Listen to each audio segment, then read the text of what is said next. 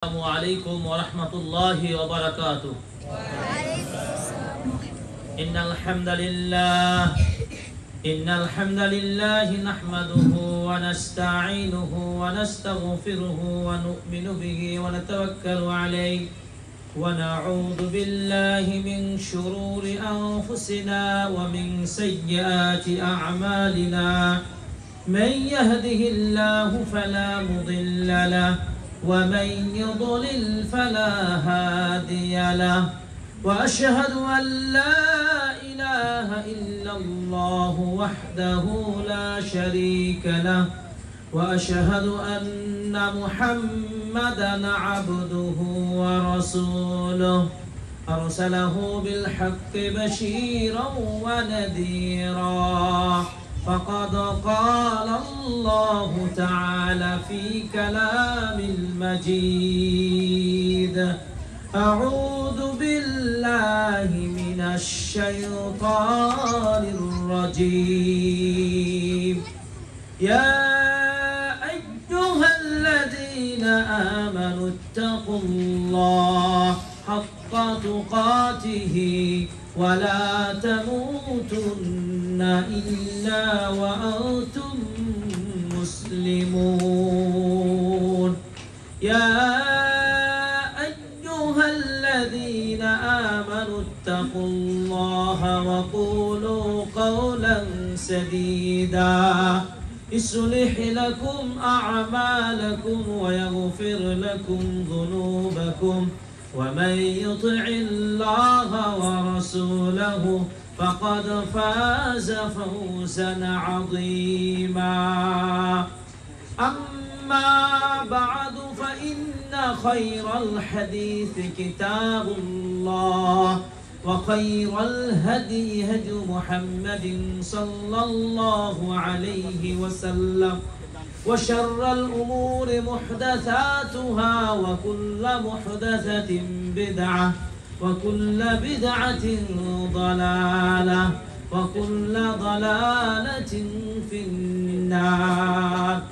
وبعد فأعوذ بالله من الشيطان الرجيم.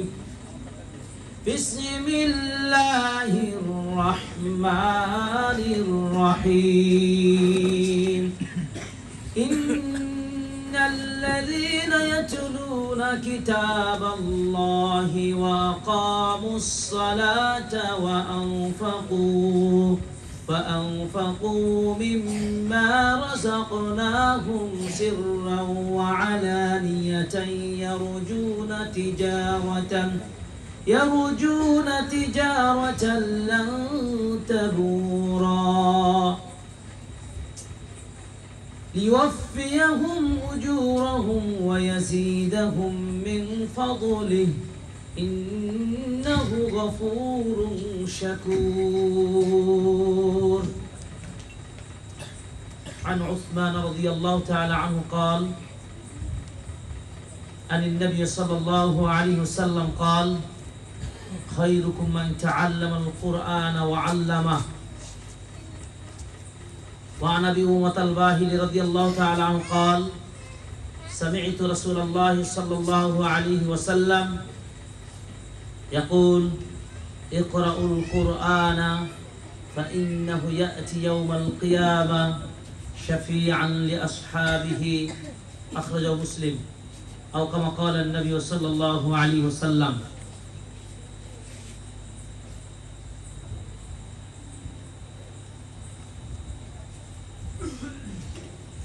দারুল ইসলাম international কওমি মাদ্রাসা গোদাগাড়ী পৌরসভার পার্শ্ববর্তী এলাকা বাসুদ্ধপুর। অত্র এই আধুনিক দ্বীনি শিক্ষার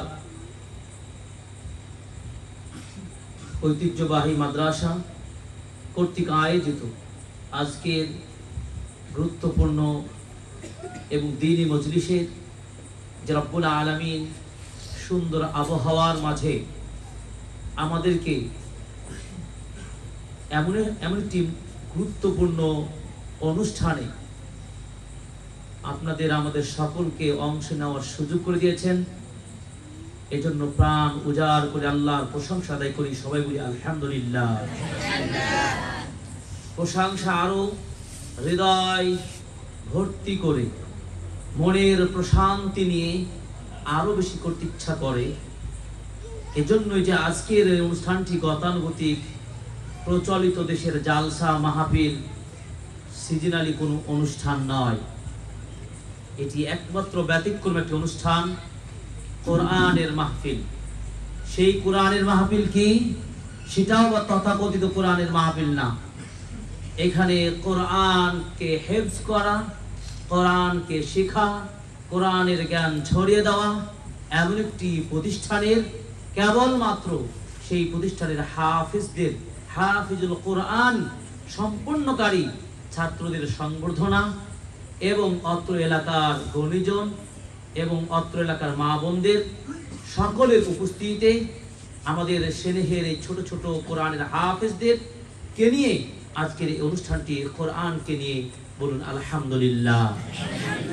দরুদ ও সালাম বর্ষিত হোক এই পৃথিবীর সর্বশেষ ও সর্বশ্রেষ্ঠ নবী ও রাসূল আহমদ মুহাম্মদ মুস্তাফা, আমরা সকলে বলি তার প্রতি দরুদ পাঠ করি সাল্লাল্লাহু আলাইহি ওয়াসাল্লাম। আমরা খুবই সংক্ষিপ্তভাবে ধারাবাহিকভাবে কিছু পয়েন্ট ভিত্তিক আলোচনা করব। অভিভাবক, ছাত্র, কমিটি, শিক্ষক, পর্দার আড়ালের মা ও বোনেরা অত্যন্ত মনোযোগ দিয়ে শুনবেন। আমরা অনেক আলোচনা শুনি, আজকের আলোচনা একেবারে ব্যতিক্রম একটি আলোচনা হবে শুধুমাত্র হাফেজদেরকে নিয়ে ইনশাআল্লাহ। হাফিজুল কোরআনের মর্যাদা নিয়ে, কোরআনকে যারা সংরক্ষণ করে, বক্ষে ধারণ করে, এরাই তো পৃথিবীর সেরা মানুষগুলোর শ্রেষ্ঠ তাজ হিসেবে আমরা তাদেরকে মনে করি। এই কোরআনের হাফিজদের মর্যাদা ইসলামে কতটুকু দিয়েছে, দুনিয়াতে এদের মর্যাদা কতটুকু, মৃত্যুর পরও এদের মর্যাদা, পরকালে নাজাতে পেয়েও তাদের মর্যাদা ভূষিত হবে।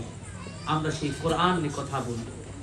এই যে দারুল ইসলাম ইন্টারন্যাশনাল এই কওমি মাদ্রাসাটি গড়ে উঠেছে, যতটুকু শুনলাম বাংলাদেশের মধ্যে এটি একটি প্রত্যন্ত অঞ্চলে হলেও এটি আর সাধারণ কোনো প্রতিষ্ঠান নেই।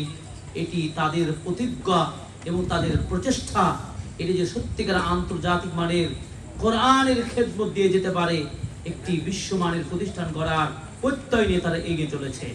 আমি শুরুতেই মহান রবের কাছে দোয়া করছি, আল্লাহ রাব্বুল আলামিন এই প্রতিষ্ঠানে কবুল করুন, আমিন।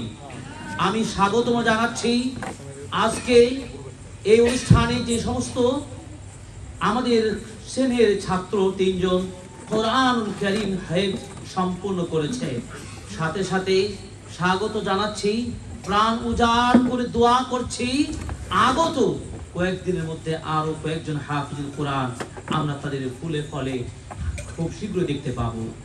এবং আরো আশা করছি, আমরা দেখতে পাচ্ছি অসংখ্য ছাত্র এখানে, তারা সকলেই তুল্লাহুল কোরআন, কোরআনের ছাত্র। আমি প্রত্যেকটা ছাত্রকে আমি দেখতে চাই, এ আশা করি আল্লাহ এদেরকে কোরআনের খাদিম হিসেবে কবুল করুন, আমিন। আজকের এই সময়টি অত্যন্ত গুরুত্বপূর্ণ একটি সময়ে এমন একটি বিষয় নিয়ে আলোচনা করব। আজকে ইয়ামুল জুমআ, জুমার দিন। সূর্য অস্ত হয়েছে বৃহস্পতিবারের, সূর্য অস্ত হয়ে যেটি চাঁদ ওঠার মধ্য দিয়ে ইয়ামুল জুমার সূচনা হয়েছে। এই সুন্দর একটি মহতি মর্যাদা পূর্ণ দিনে এবং গুরুত্বপূর্ণ দার্সে, কোরআনের ক্লাসে, কোরআনের হাফিজদেরকে নিয়ে, হাফিজদের মর্যাদা নিয়ে আজকের আমাদের আলোচনার বিষয়। যারা যেখান থেকে আমাদের এই আলোচনাটুকু শুনবেন বা শুনছেন, আমার বিশ্বাস আজকের এই আলোচনাটুকু শুনে আপনাদের মনে সে স্বপ্ন জাগবে, আপনাদের মনেও সেই অনুপ্রেরণা উজ্জীবিত হবে। যাদের সন্তান রয়েছে, যারা যৌবনে রয়েছি, যারা আমরা অল্প বয়সে রয়েছি বা যারা মুরব্বী রয়েছি, সবার মনের মধ্যে এই ভালোবাসার উদ্গ্রীব হবে, এই ভালোবাসার চেতন সৃষ্টি হবে যে আমাকেও হতে হবে কোরআনের ধারক, কোরআনের হাফেজ। আমি চাই রব্বে কারীম আমাদেরকে আমি সহ আমাদের প্রত্যেকটা মুসলিম তাওহীদি জনতার প্রত্যেক মুসলিম নর নারীকে কোরআনের খাদেম ও খাদেমা হিসাবে, কোরআনের হাফেজ হিসাবে আমাদেরকে কবুল করুন, তৌফিক দান করুন, আমিন। প্রিয় উপস্থিতি, আমি যে কথাগুলো বলবো, আমরা জানি এই আল কুরআনুল কারীম রব্বুল আলামিন প্রিয় নবীর প্রতি 40 বছর বয়স যখন হলো, নবুয়তের সূচনা শুরু হলো এই আল কুরআন দিয়েই। এই কোরআনের প্রথম বাণী ইকরা বিসমি রাব্বিকাল্লাযী খালাক, খালাকাল ইনসানা মিন আলাক। এই ওহীর বাণী 5টি আয়াত অবতীর্ণ করলেন রব্বুল আলামিন, নবুয়তের স্বীকৃতি পেলেন। এই কোরআনুল কারীম আল্লাহ রাব্বুল আলামিন তিনি লাউহে মাহফুজ থেকে রমাদান মাসে এই কোরআন নাজিল করেছেন। এই কোরআনের এত চমক, এত আকর্ষণ, এত মর্যাদা। আমি 5টি কথা বলবো। কোরআনের মর্যাদা, কোরআনের যে আকর্ষণ, কোরআনের যে তার তেজ, এর যে আকর্ষণ রয়েছে, এর কারণে যেখানে এর সংস্পর্শ হয়েছে, যার সাথে হয়েছে, যে সময় হয়েছে, যে ক্ষণে হয়েছে, সেই সময় সে ব্যক্তির সেই স্থানের মর্যাদা বেড়ে গেছে। এই উম্মাহ পৃথিবীর সর্বশেষ সর্বশ্রেষ্ঠ উম্মাহ হিসেবে ভূষিত হয়েছে একমাত্র কোরআনের কারণে। এই কোরআন অন্যান্য উম্মার উপরে নাজিল হয়নি, অন্যান্য কিতাব নাজিল হয়েছে ঠিকই, কিন্তু এই মর্যাদা তারা কেউ পাবে না। কোরআন এই উম্মাহ পেয়ে সত্যিকার সৌভাগ্যবান হয়েছে। এই কোরআন যেই মাসে অবতীর্ণ হয়েছে, সেই মাসের মর্যাদা 12 মাসের মধ্যে শ্রেষ্ঠ মাস হিসেবে রমাদান মাসের মর্যাদা উন্নত হয়েছে শুধু কোরআনের কারণে। যে রাতে এই কোরআন নাজিল হয়েছে, সে রাত থেকে আল্লাহ বিশেষ মর্যাদা দিয়েছেন। লাইলাতুল কদর খায়রুম মিন আলফি শাহর, হাজার মাসের চেয়েও মর্যাদা বাড়িয়ে দেওয়া হয়েছে এই কোরআন অবতীর্ণের রাত থেকে, লাইলাতুল কদরটাকে। 4 নম্বরে এই কোরআন যার উপর অবতীর্ণ হয়েছে, তিনি বিশ্বনবী মুহাম্মদ রাসূলুল্লাহ সাল্লাল্লাহু আলাইহি সাল্লাম। তার মর্যাদা অন্যান্য নবীর চেয়ে বেশি না কম? সবার চেয়ে বেশি। আলহামদুলিল্লাহ, এই কোরআনের কারণে। এরপরে 5 নম্বর কারণ হলো এই কোরআন যে ফেরেশতা দায়িত্ব প্রাপ্ত হয়ে নবীর নিকট ওহী নিয়ে আসতেন, সেই ফেরেশতা অন্যান্য সকল ফেরেশতাদের মধ্যে শ্রেষ্ঠত্বের মর্যাদায় আসীন হয়েছিলেন। শ্রেষ্ঠত্বের মর্যাদা আল্লাহ তাকে দান করেছিলেন কিসের কারণে? কোরআনের কারণে। যেই কোরআনের কারণে এই উম্মাহর মর্যাদা বাড়লো, যেই কোরআনের কারণে সেই মাসের রমাদানের মর্যাদা বেড়ে গেল, যেই কোরআনের কারণে সেই মাসের রাত্রির মর্যাদা বেড়ে গেল, যেই কোরআনের কারণে নবী মুহাম্মদ রাসূলুল্লাহ সাল্লাল্লাহু আলাইহি ওয়াসাল্লামের মর্যাদা বেড়ে গেল, যেই কোরআনের কারণে ফেরেশতা জিবরাইল আমিনের মর্যাদা বেড়ে গেল। সেই কোরআন যদি আমি আপনি ধারণ করি, তাহলে তাদের মর্যাদা কেমন হতে পারে আমরা কি চিন্তা করেছি? চিন্তা করুন। তাহলে ওই ব্যক্তি যে কোরআন ধারণ করবে, কোরআনকে যিনি হেফজ করবে, কোরআন আমল করবে, তার মর্যাদা কত বেশি হতে পারে। আমরা এক এক করে পয়েন্ট ভিত্তিক বিষয়গুলো স্মরণ করব। অভিভাবকগণ আজকে অভিভূত হবেন, ইনশাআল্লাহ সার্থক হবেন। কেন আপনার সন্তানকে হেফজুল কোরআন প্রতিষ্ঠানে দিয়ে আপনি কি সত্যি ধোকার মধ্যে আছেন নাকি সৌভাগ্যবান হয়েছেন? আজকে আপনি পরিষ্কার হয়ে যাবেন, সত্যি আপনি সফল বাবা, আপনার সন্তানকে এই কোরআনের প্রতিষ্ঠানে দিতে পেরেছেন। আলহামদুলিল্লাহ। দেখুন, এই কোরআনুল কারীম আল্লাহ রাব্বুল আলামিন নবীর প্রতি একদিনে নাজিল করেন নাই, লাউহে মাহফুজ থেকে পর্যায়ক্রমে 23 বছর জিন্দেগিতে ধারাবাহিকভাবে এই কোরআনটি নাজিল হয়ে 23 বছরে সম্পূর্ণ হয়েছে। যেই কোরআনুল কারীম হয়েছে 114টি সূরা। যেই কোরআনের সূচনা হয়েছে, শুরু হচ্ছে ফাতিহা, ফাতিহাতুল কিতাব, উম্মুল কিতাব, সূরাতুল ফাতিহা দিয়ে, শেষ হলো সূরাতুন নাস দিয়ে। এই কোরআনুল কারীমের সূরাগুলো 2 ভাগে বিভক্ত। এক হলো মাক্কি সূরা, অন্য হলো মাদানী সূরা। নবী সাল্লাল্লাহু আলাইহি সাল্লামের মদিনায় হিজরতের পূর্বে যে সকল সূরাগুলো অবতীর্ণ হয়েছে সেগুলোকে মাক্কি সূরা, যেই সূরাগুলো মদিনায় হিজরতের পরে নাজিল হয়েছে সেগুলো মাদানী সূরা। মাক্কি সূরা 82টি, মাদানী সূরা 28টি। মাক্কি জীবন নবীজি সাল্লাল্লাহু আলাইহি সাল্লাম মক্কাতে কতদিন ছিলেন? 13 বছর। মদিনায় কত বছর ছিলেন? 13 বছর। নবুয়তের 13 বছর ছিলেন। নবুয়তের 13 বছর মক্কায়, নবুয়তের কয় বছর? 10 বছর ছিল মদিনায়। এই 23 আর নবুয়ত প্রাপ্তির আগে 40, মোট 63 বছর এই জীবনে নবীজি সাল্লাল্লাহু আলাইহি সাল্লাম তিনি তার জীবন সমাপ্ত হয়েছে। তিনি রেখে গেছেন এই আল কোরআন। এই কোরআন তো সেই কিতাব, যেই কিতাব সম্পর্কে প্রিয় নবী বলেছেন যে তারাকতু ফীকুম আমরাইন লান তাদিল্লু মা তামাসসাকতুম বিহিমা কিতাবাল্লাহি ওয়া সুন্নাত রাসূলিহি আও কামা ক্বালা নবী সাল্লাল্লাহু আলাইহি সাল্লাম। আল্লাহর নবী সেদিন তিনি ভাষণ দিয়ে জাতির সামনে বক্তব্য দিয়ে বললেন, আমি তোমাদের মাঝে দুইটা বস্তু রেখে গেলাম, এক কোরআন, একটি সুন্নাহ, আমার নবীর হাদিস সুন্নাহ। এই কোরআন ও সুন্নাহকে, কোরআন ও সহিহ হাদিসকে যতদিন তোমরা এদেরকে আঁকড়ে ধারণ করবে, এই কোরআন ও সুন্নাহর বিধানকে তোমরা গ্রহণ করবে, মেনে চলবে, ততদিন পর্যন্ত তোমরা কখনোই পথভ্রষ্ট হবে না। তাহলে বোঝা গেল পথভ্রষ্ট সুন্নাহ দুটাই নবী বলে গেছেন।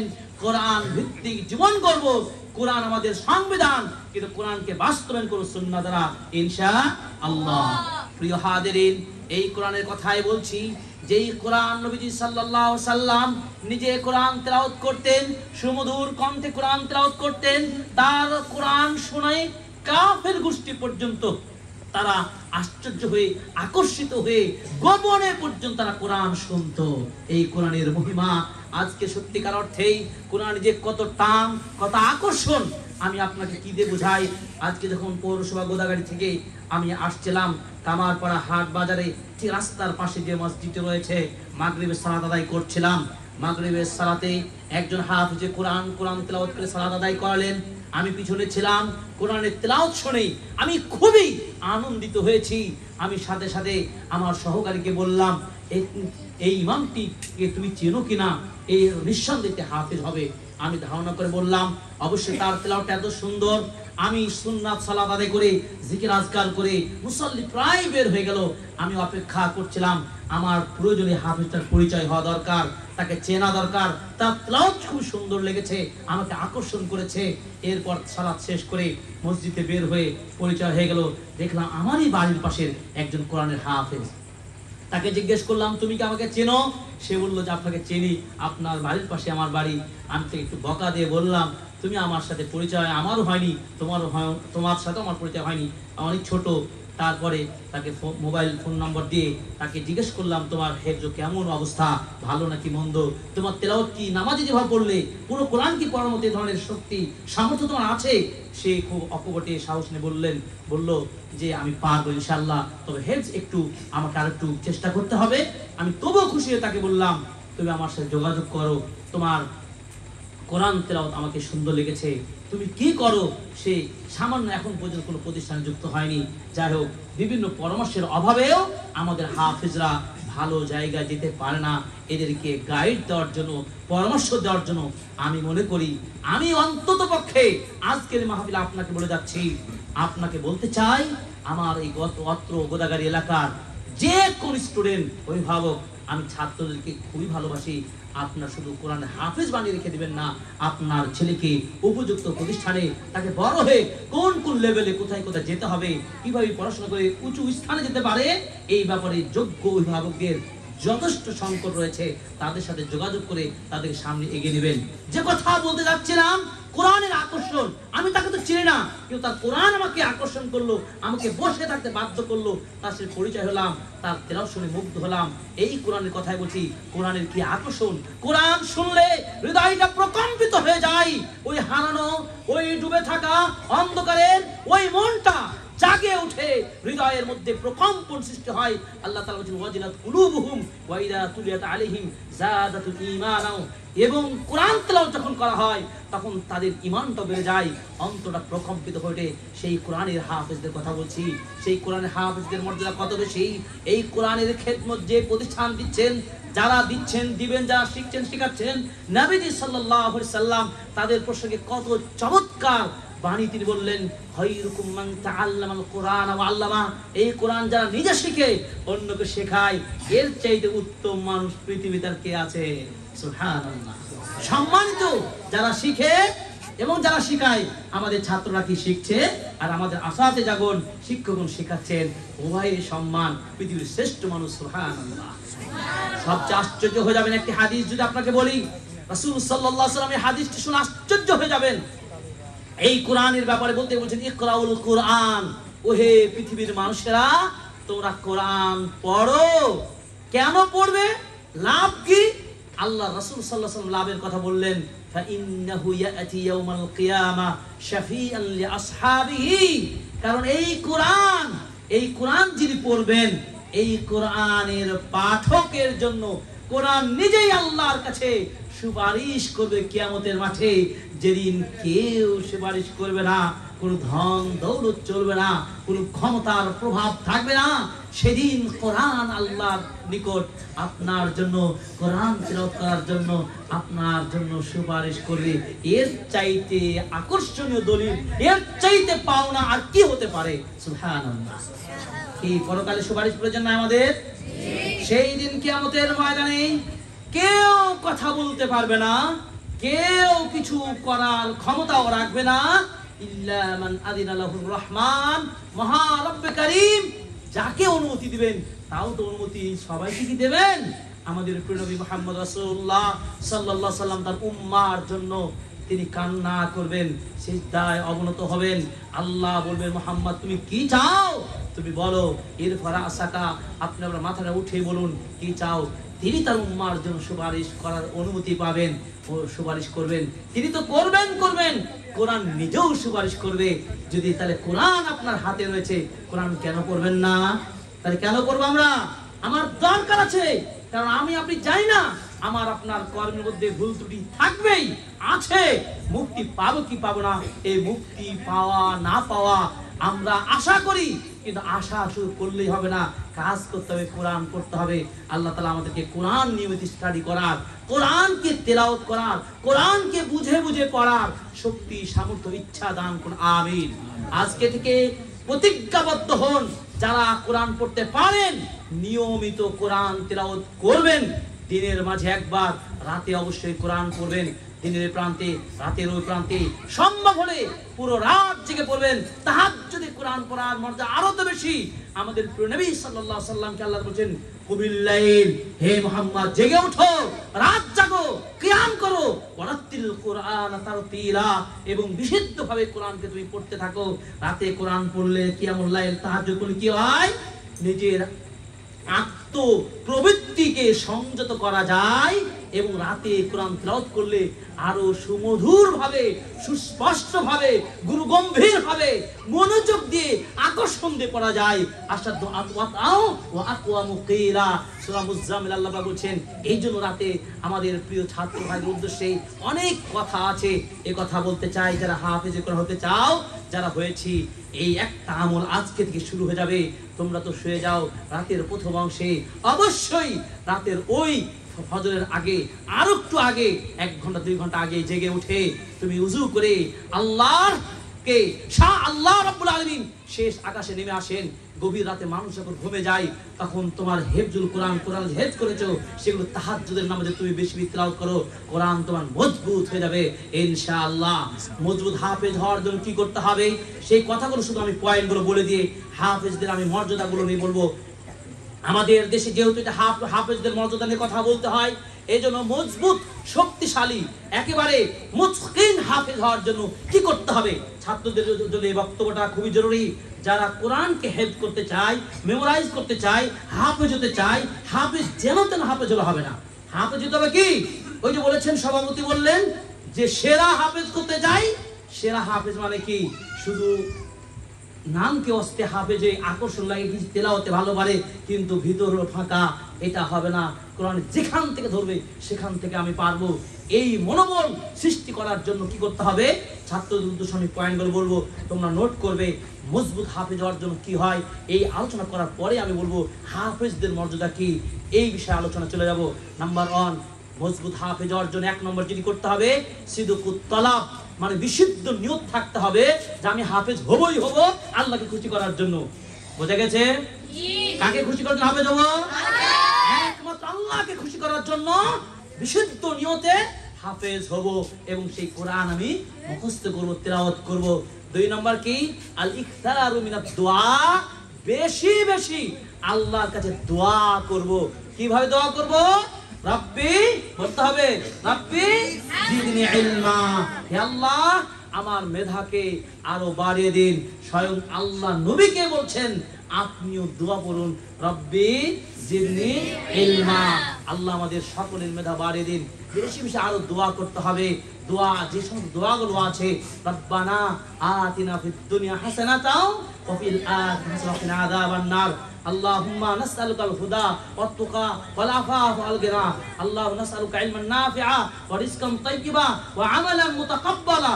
এইসব আরো দোয়াগুলো বেশি বেশি আল্লাহর কাছে রাতের আধারে, ফরজ সালাতের পরে, জুমার দিনে, তাহাজ্জুদে বেশি বেশি ছাত্ররা তোমরা দোয়া করবে, যাতে করে আল্লাহ তোমার টার্গেট, কি টার্গেট ছিল, যেন আল্লাহকে খুশি করে যেন হাফেজ হতে পারি, এই জন্য আল্লাহর কাছে বেশি বেশি দোয়া করতে হবে। সাথে সাথে বাবা মাকেও দোয়া করতে হবে, প্রতিষ্ঠান শিক্ষক তারাও দোয়া করবেন। 3 নাম্বার মজবুত হাফেজ হওয়ার জন্য যে কাজটি করবে, লুজুমুত তাআহ ওয়া তারকুল মাসিয়াহ, অর্থাৎ আল্লাহর আনুগত্যপূর্ণ কাজগুলো, আল্লাহকে খুশি করা যায়, নবী খুশি হয় এমন যত নেকির কাজ আছে ভালো কাজগুলো করতে থাকবে, অলসতা করা যাবে না। আর যত পাপের কাজ আছে, গুনাহের কাজ আছে, অন্যায় কাজ আছে, যে কাজটা করলে আল্লাহ খুশি হন না, নবীজি খুশি হন না, এই পাপের কাজকে কি করব আমরা, কি করব, পাপের কাজ ছেড়ে দিব। 3 নম্বর। 4 নম্বর কি, আল হিম্মাতুল আলিয়া, অর্থাৎ সবচেয়ে বড় হিম্মত, শক্তি ধারণ করব হৃদয়ের বক্ষের মধ্যে, আমি হাফেজ হবই হব, কোনো ভয় কাজ করবে না। কেউ বলতে পারে না আমার মেধাটা 16, আমি পারি না, খুব চেষ্টা করছি, নো, এই দুর্বল পয়েন্ট ভিতরে ধারণ করা যাবে না। মনের মধ্যে বড় স্বপ্ন রাখতে হবে, পাহাড়কে জয় করতে হবে আমাকে, আমিও পারবো, রব্বুল আলামিন যেন আমাকে সেই মেধা দেন, আমার মেধা খুলে দেন। এই জন্য আল্লাহর কাছে এই দৃঢ় প্রত্যয় ব্যক্ত করতে হবে, স্বপ্ন দেখতে হবে, সত্য বাস্তবায়নের চেষ্টা করতে হবে।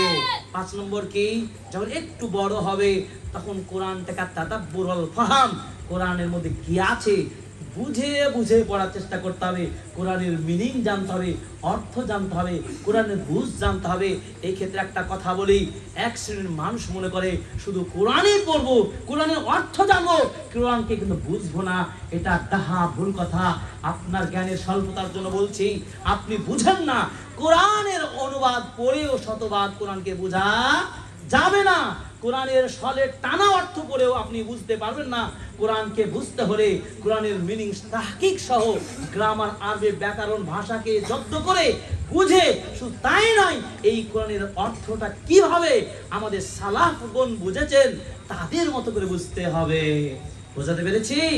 মানে আমি বুঝলে হবে না, আমার বুঝতে, আমার চেয়ে সিনিয়র কে, আমার উস্তাদ, আমার উস্তাদের চেয়ে তার উস্তাদ, এভাবে যত যাবেন, এভাবে পূর্ববর্তী বড় বড় আলেম এবং আইম্মাদের সাথে একটা সুসম্পর্ক গড়ে চলে আসছে না, সেটাই তো নবী, নবী থেকে সাহাবী, সাহাবীকে তাবেঈ, তাবে থেকে তাবেঈ, এরপর আইম্মা মুস্তাহিদিন, এভাবে চলতে চলতে চলে আসছেন। আমার বুঝটা বেশি শক্তিশালী হবে নাকি আমার উস্তাদ যে আরো উপর লেভেলের তাদের বুঝটা সঠিক হবে?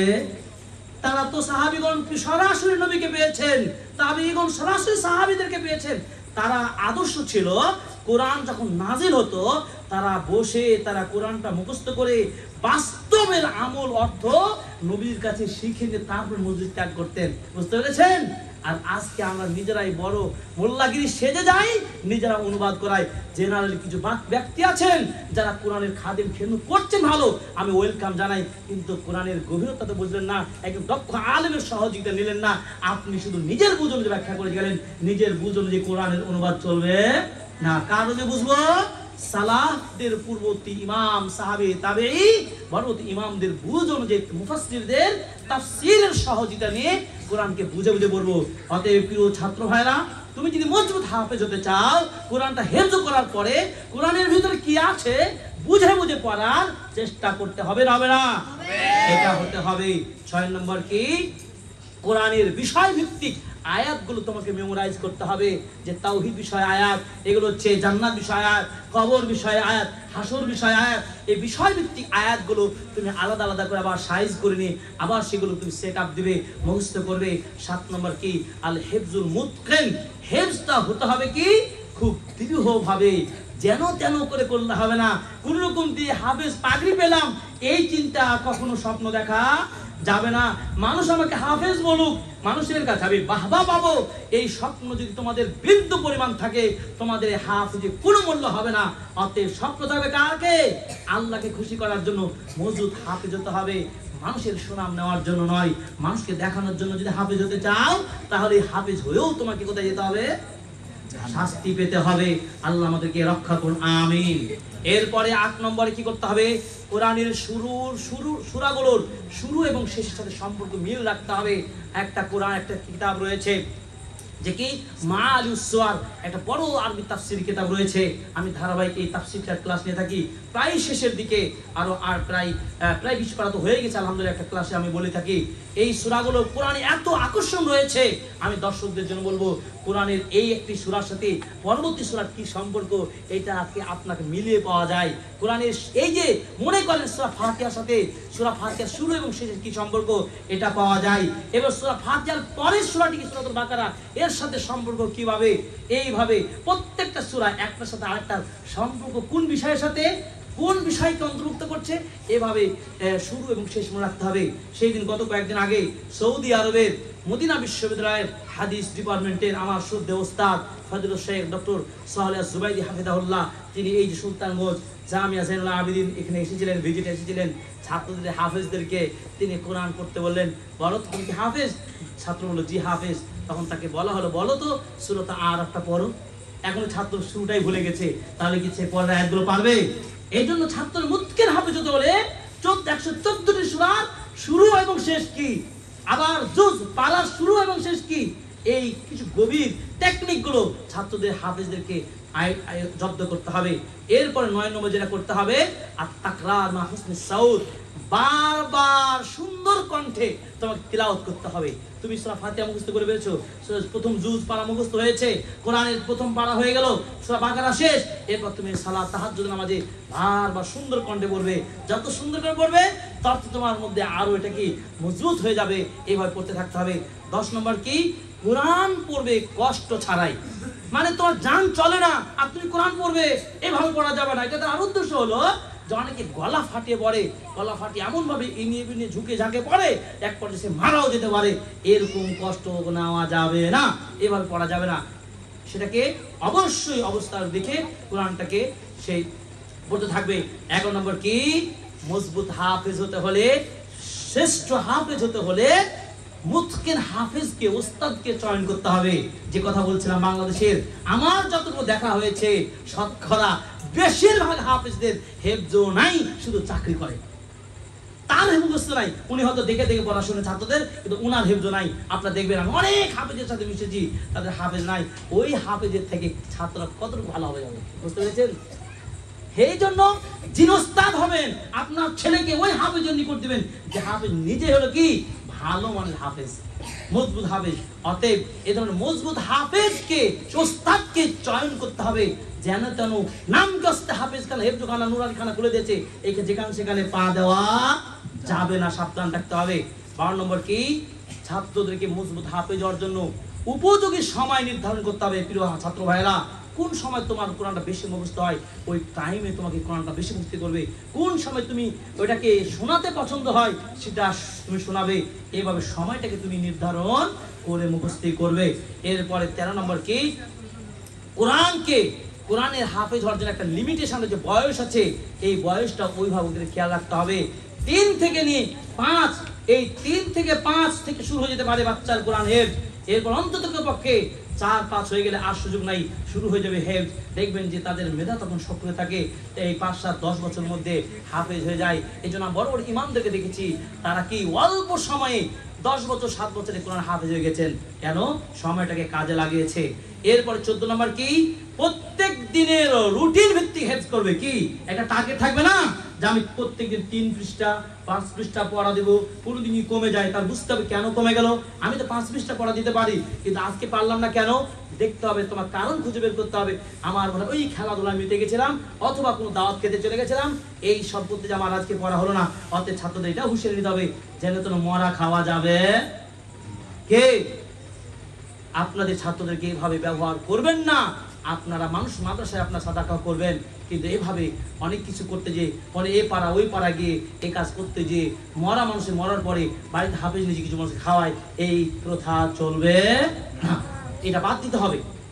এরপরে আসেন যে আল-ইনায়াতু বিল মুতাশাবিহাত, অর্থাৎ যে আয়াতগুলো মুতাশাবিহাত রয়েছে সেই আয়াতগুলোর প্রতি বিশেষ যত্ন নিতে হবে। অর্থাৎ যে আয়াতগুলো কাছাকাছি, অর্থাৎ মিল রয়েছে, একই জায়গায় একই আয়াত কয়েক জায়গায় পাওয়া যায়, ওই মুতাশাবিহাত আয়াতগুলোকে তোমাকে বারবার মনে রাখতে হবে যে এই মুতাশাবিহাত আলিফ লাম মিম এভাবে আর কোন কোন সূরাত আছে, কোন কোন জায়গা আছে, এটাকে তোমাকে নোট করে দেবে, বারবার খেয়াল রাখতে হবে।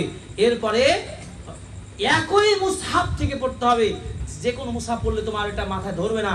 এই যে তুমি যে মুসহাফটা ধারণ করেছো, মনে করো তোমার এটা পছন্দ, এটি ওয়াহিদ ইসলাম লাইব্রেরি থেকে প্রকাশিত হয়েছে, এটা থেকে তুমি হেফজ শুরু করেছো, তুমি এই কিতাবটাই বারবার পড়বে, এখান থেকেই তুমি তেলাওয়াত করবে, তাহলে তোমার এখান থেকে কি ভালো হাফেজ হওয়ার জন্য, মজবুত টিকে রাখার জন্য সহায়ক হবে। এভাবে 17 নম্বর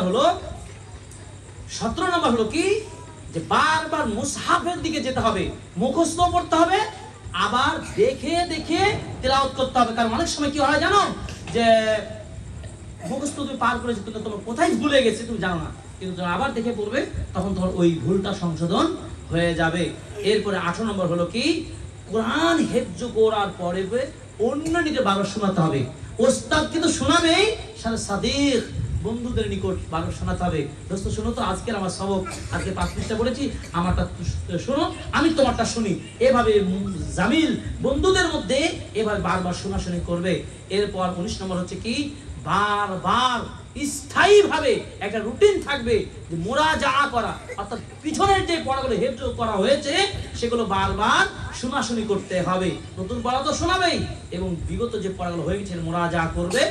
এরপরে আমাদেরকে 20 নম্বর হচ্ছে কি, যে ওয়াসল আয়াত, একটা আয়াতের সাথে আরেকটা আয়াতকে কিভাবে মিলাতে হয়, এই মিলার ভঙ্গিমাটা, কৌশলটা আমাকে বুঝতে হবে, যে এটা এই আয়াত এই সূরার মধ্যে এই ধরনের পদ্ধতি, একটা সাথে আরেকটা মিল রাখার এই অভিজ্ঞতা যোগ্যতা অর্জন করতে হবে। এই ছিল মোটামুটি মজবুত হাফেজ হওয়ার কৌশল পদ্ধতি, মেথড তোমাদেরকে বললাম প্রিয় হাফেজের উদ্দেশ্যে। এবার আসি হাফেজদের মর্যাদা। হাফেজদের মর্যাদা কত বেশি, এই ব্যাপারে ধারাবাহিকভাবে কয়েকটা হাদিস আসবে। নাম্বার 1, কিয়ামতের দিনে হাফেজে কোরআনের জন্য থাকবে বিশেষ মুকুট এবং মর্যাদার পোশাক। বলুন আলহামদুলিল্লাহ।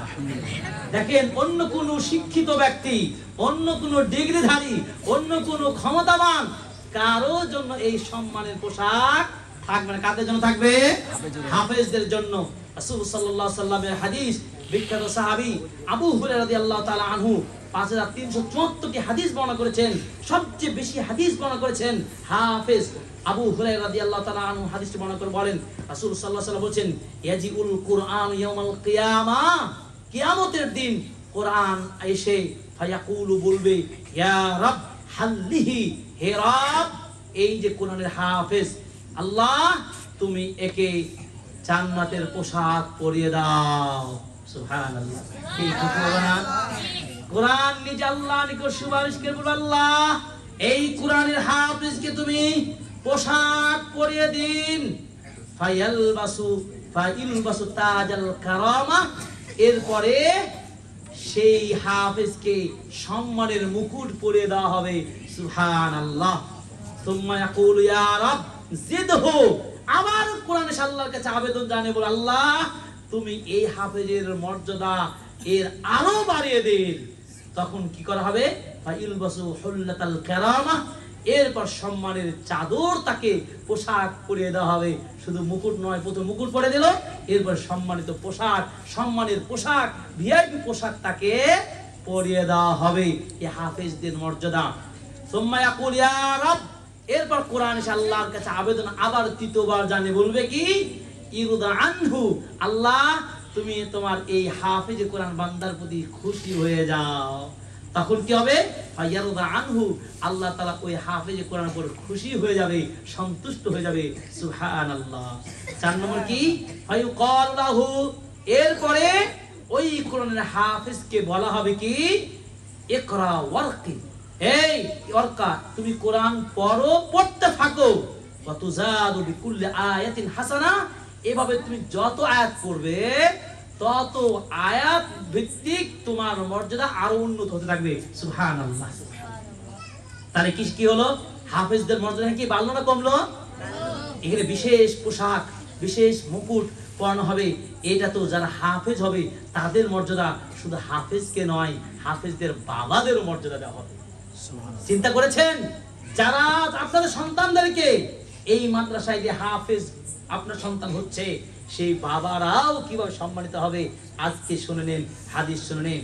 ওয়া ইন্নাল কুরআন ইয়ালকা সাহিবাহু ইয়াওমাল কিয়ামাহ হিনা ইয়ানশাক্কু আনহু কবরুহু কাররাজুলিশ শাহিব। রাসূল সাল্লাল্লাহু আলাইহি ওয়াসাল্লাম বলেছেন, কিয়ামতের দিন, যেদিন মানুষকে কবর থেকে তোলা হবে, বিশেষ করে কোরআনের হাফেজদেরকে কবর থেকে যখন উত্থাপিত করা হবে, তখন তার সাথে সাক্ষাৎ করবে একজন ব্যক্তি। একজন ব্যক্তি কেমন ব্যক্তি? যার চেহারাগুলো ফ্যাকাশে থাকবে, খুব উজ্জ্বল নয়, একটু যেন মিটমিটে চেহারা, একটু যেন কেমন যেন চেহারার মধ্যে মলিন মলিন ভাব, এমন চেহারা নিয়ে একজন ব্যক্তি ওই কোরআনের হাফেজের সামনে কি হবে? উপস্থিত হবে। ফায়াকুলু লাহু হাল তারিফুনি, ওই আগন্তুক ব্যক্তি এসে ওই হাফেজ কোরআনকে বলবে, এই তুমি কি আমাকে চেনো? হাল তারিফুনি, তুমি কি আমাকে চেনো? ফায়াকুলু, তখন সে বলবে, মা আরিফুকা, আমি তোমাকে চিনতে পারছি না।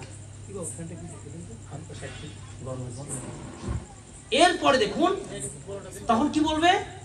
তুমি একজন ফ্যাকাশে চেহারা, কে আমার সামনে এসে কথা বলছো? লা আরিফ, আমি তোমাকে চিনতে পারি না। ফায়াকুল লাহু হাল তারিফুনি, আবারও তাকে প্রশ্ন করবে, তুমি কি আমাকে চেনো? ফায়াকুল, সে আবারও বলবে, ওই হাফেজ বলে, আমি তোমাকে চিনতে পারছি না। তখন ওই আগন্তুক ব্যক্তি বলবে, আনা সাহিবুকাল কুরআন আল্লাযী আজমাতুকা ফিল হাওয়াজির ওয়াসহারতু লাইলাক, আমি হলো তোমার ওই আমল। ভালো করে দেখেন, আমি হলো তোমার ওই আমল, আমি ব্যক্তির রূপে এসেছি। ভালো করে বুঝেন, যদি একজন ব্যক্তি হাফেজের সাথে সেদিন কিয়ামতের মাঠে সাক্ষাৎ করবে একজন মানুষের রূপে, মানুষের চেহারায়, তখন একবার দুইবার প্রশ্ন করলো, তুমি আমাকে চিনো? হাফেজ বললো, না, আমি তো চিনি না। তখন বলবে, তুমি জানো না, আমি তোমার ওই আমল, যে আমল তোমাকে কষ্ট করে পিপাসিত রেখে কষ্ট করে তুমি কোরআন তেলাওয়াত করতে, রাত জেগে মানুষ যেখানে ঘুমাতে আরাম করতো, তখন তুমি কোরআন তেলাওয়াত করতে, তোমার ওই কষ্টের ফল আমি। বুঝতে পারলেন? কষ্টের ফল। এরপর কি? ওয়া ইন্না কুল্লা তাজিরিন মিন ওয়ারাই তিজারাতিহি, মনে রাখতে হবে, প্রত্যেক মানুষ ব্যবসা করে, ব্যবসার ফল পেতে চায়, লাভ পেতে চায়। তুমি যে দুনিয়াতে কষ্ট করে রাত জেগে যে কোরআন পড়েছো, কষ্ট করে চেহারাগুলো মলিন হয়ে গেছিল, আজকের প্রতিদান তোমাকে দেওয়া হবে। সুবহানাল্লাহ।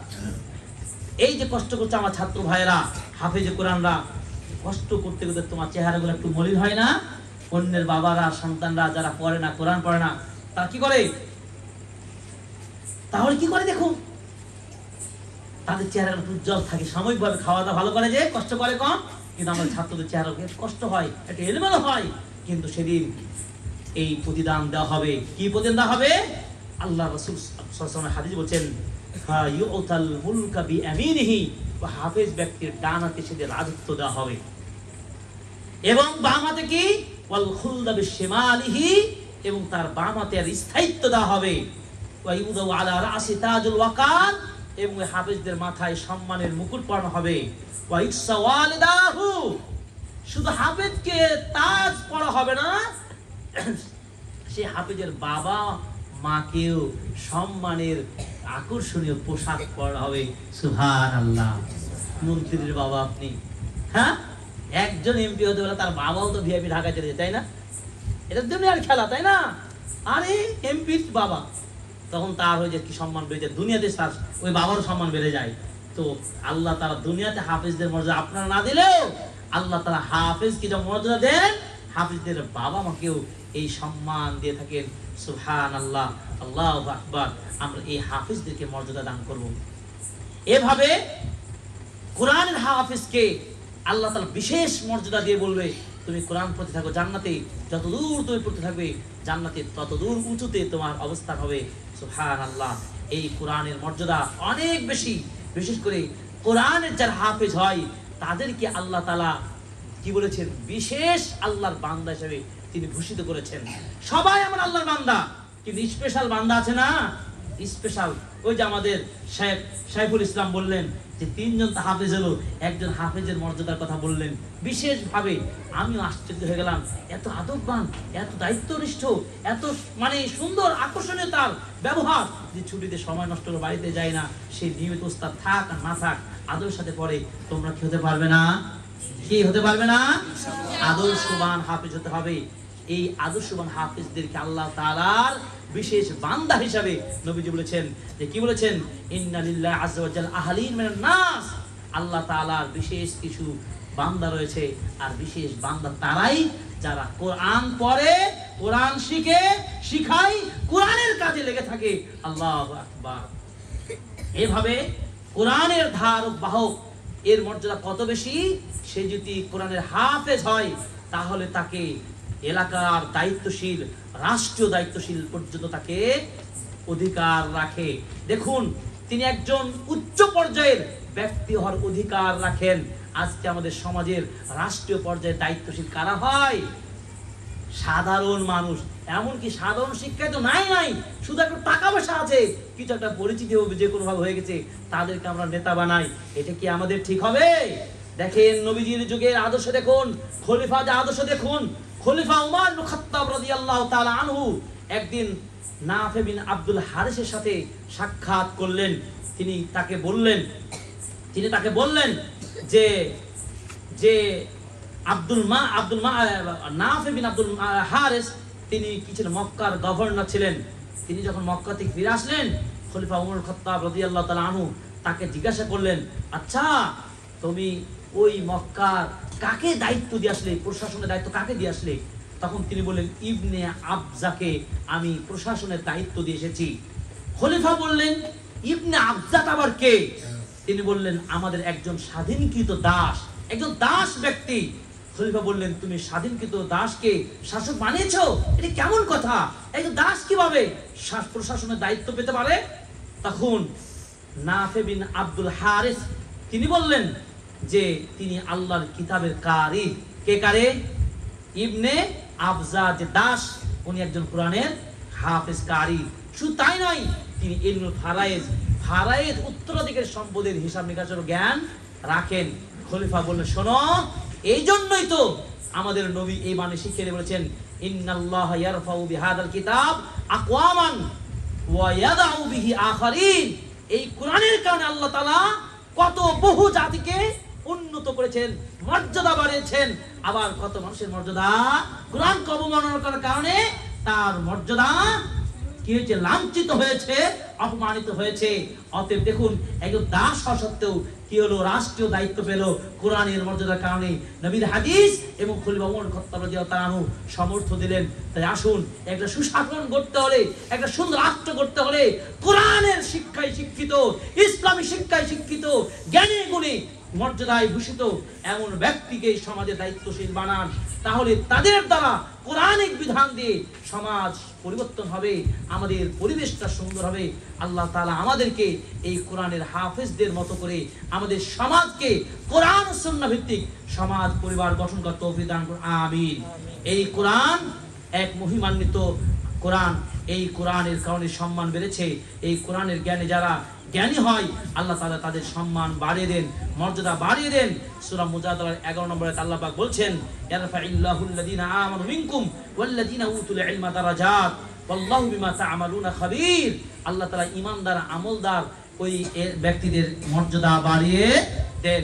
তা আসুন প্রিয় হাজিরিন, আমি আপনাদেরকে বলতে চাই, এই সুন্দর একটি প্রতিষ্ঠান যেটি আপনাদের এই গোদাগাড়ি বাসুদেবপুর এলাকায় গড়ে উঠেছে, এই প্রতিষ্ঠানটি যে হাফেজ, যারা হাফেজ কোরআন তেলাওয়াত করবে, হাফেজ হয়ে বেরোচ্ছে, আজকে 3 জন হাফেজ হয়েছে, এটা একটি প্রতিষ্ঠানের গৌরব, আপনাদের এলাকার গৌরব।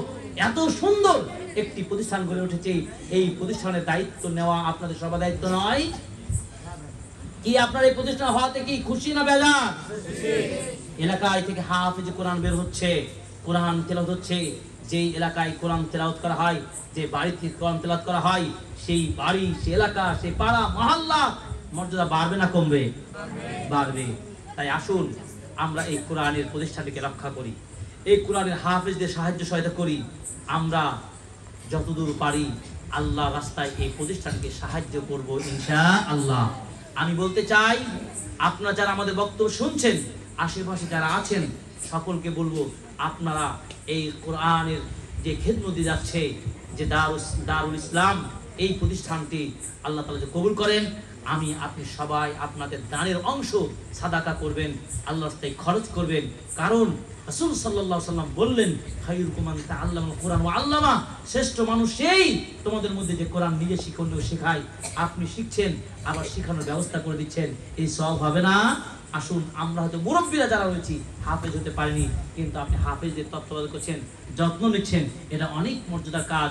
এই জন্য আমাদেরকে আপনি সাদাকা, এই প্রতিষ্ঠান সাদাকা করবেন, আপনি মুসহাফ কোরআন সাদাকা করবেন, কোরআন প্রদান করবেন।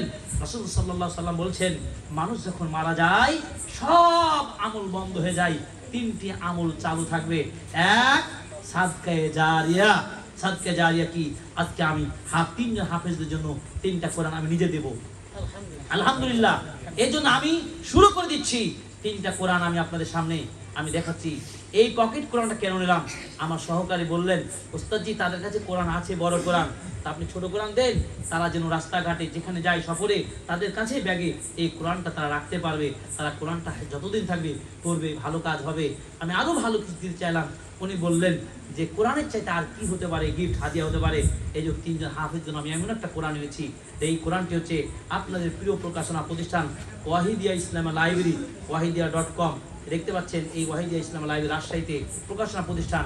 এই কোরআনটি নিজের আমরা ছাপিয়েছি সৌদি আরবের কোরআনের মতো করে।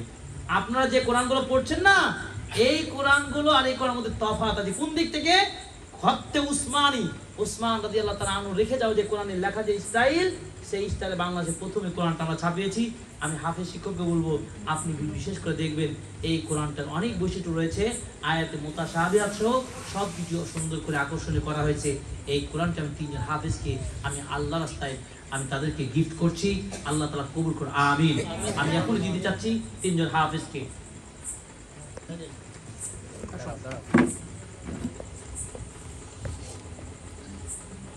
এরপরে আরেকজন,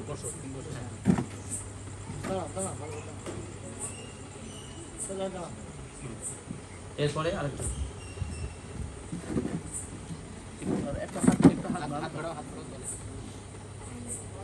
আলহামদুলিল্লাহ, সবাই মারহাবা বলেন, মারহাবা।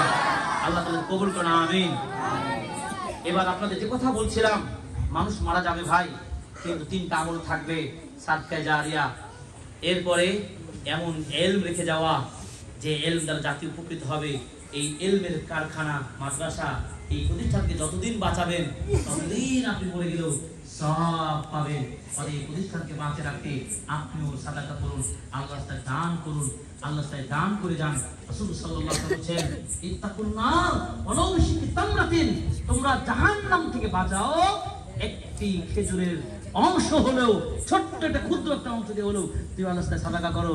আর সাদাকা তো তারুদ্দুল বালা, সাদাকা করলে কি করে? বালা বিপদ দূর হয়ে যায়। আজকে অনেকে অসুস্থ রয়েছে, অনেকে মেডিকেলে আছে, আপনার বাবা মা মারা গেছেন, আপনি জানেন যে আপনি সৎ সন্তান হয়ে আপনার বাবা মার নামে কোরআন বিতরণ করতে পারেন। মসজিদে একটা যে আইপিএস এর প্রয়োজন রয়েছে, অনেক জরুরি। আমাদের হাফেজরা এই আলো দিয়ে, আইপিএস এর আলোতে বিদ্যুৎ থাকবে না, পড়বে, এর চেয়ে উত্তম কি হতে পারে? এই জন্য আমি আপনাদেরকে বলতে চাই, কে আছেন আল্লাহর বান্দা, আল্লাহ রাস্তায় এই প্রতিষ্ঠানে হাফেজদেরকে সহায়তা করবেন। আইপিএস একাই দিতে পারবেন? একাই পারবেন না আমি জানি, বা সম্ভবটা কঠিন হতে পারে। আমি আপনাদেরকে 5,000 করে কয়জন দিতে পারবেন? একটু হাত তুলেন দেখি। আমি একটা দেব 5,000। একজন আছে, আলহামদুলিল্লাহ, মারহাবা। নামটা লিখবেন। আর কি আছে? ওনার সাথে যুক্ত হবে। 10 লাঠি একের বোঝা, সবাই মিলে আমরা চেষ্টা করি, তাহলে হয়ে যাবে ইনশাআল্লাহ। শহীদুল ইসলাম, মারহাবা। এরপরে কি আছেন? 1000 টাকা একজন বলছেন, মারহাবা, আল্লাহ কবুল করুন, আমিন। আর কি আছেন? সবাই বলেন। আমার পরিবারের পক্ষ থেকে, আমার আব্বা মা মারা গেছেন, দেশে বিদেশে আমাদের প্রিয়জনরা যারা রয়েছেন, আমাদের পরিবার পক্ষ থেকে আমি নিজেও 3000 টাকা দিলাম এই আইপিএস কেনার জন্য। আলহামদুলিল্লাহ, আল্লাহ কবুল করুন, আমিন। আল্লাহ তাআলা আমাদের পরিবারের সকলকে সুস্থ রাখুন।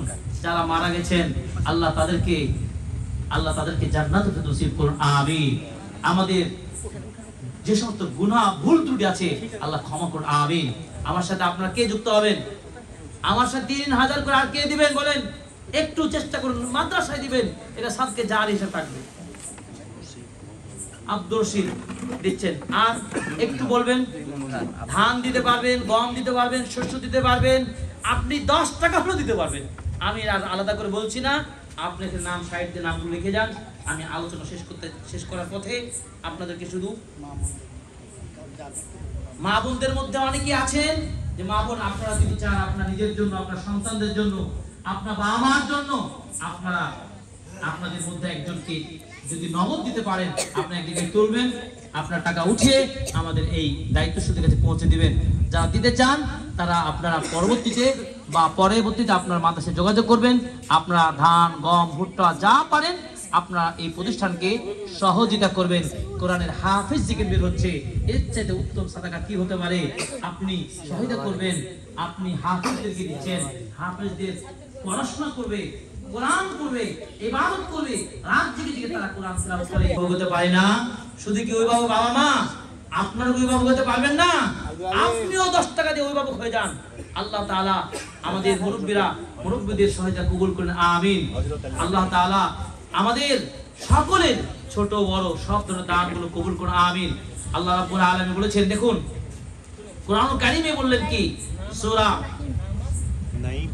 ফাতির 29 এবং 30 নম্বর আয়াতে আল্লাহ পাক বলেছেন, ইন্নাল্লাযীনা ইয়াতলুনা কিতাবাল্লাহ, নিশ্চয় যারা কোরআন তেলাওয়াত করে, ওয়া আকামুস সালাহ, সালাত প্রতিষ্ঠা করে, ওয়া আনফাকু মিম্মা রাযাকনাহুম সিররাও ওয়া আলানিয়া, এবং যারা আল্লাহর রাস্তায় খরচ করে, দান করে, গোপনে দান করে, এই 3টা কাজ যারা করবে, কোরআন তেলাওয়াত করবে, সালাত প্রতিষ্ঠা করবে, আল্লাহর রাস্তায় দান সাদাকা করবে, এই 3টি কাজ আল্লাহ রাব্বুল আলামিন বলছেন ইয়ারজুনা তিজারাতাল লান তাবুরা, এবং ব্যবসা হিসাবে এটা গ্রহণ করবে, যেই ব্যবসা